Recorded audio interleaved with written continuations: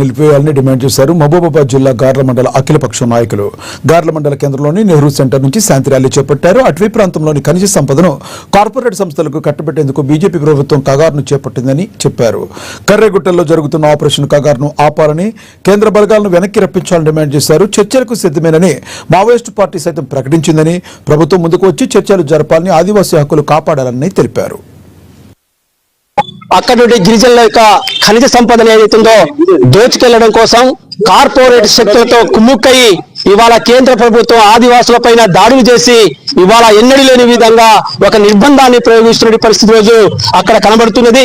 ఇవాళ కేంద్ర ప్రభుత్వానికి మావోయిస్టులు ఇవాళ ఏదో ద్రోహం కలిగిస్తున్నారని చెప్పత్తులో ఇవాళ వాళ్ళని అణచివేయడం కోసం మాత్రమే ఈ ప్లాన్ అని చెప్పత్తులో అంటుంది. అది కాదు అసలు విషయం.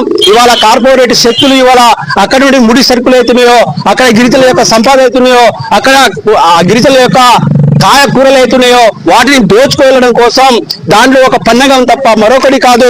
ఇవాళ మావోయిస్టులు కూడా ఇవాళ వాళ్ళతోటి శాంతి చర్చలు జరపడానికి మేము సిద్ధంగా ఉన్నామని చెప్పినప్పటికీ కూడా దాన్ని ఏ మాత్రం పట్టించుకోకుండా కేవలం వాళ్ళని అణిచివేయడం కోసం మాత్రమే ఇవాళ కేంద్ర ప్రభుత్వం ప్లాన్ చేస్తున్న పరిస్థితి.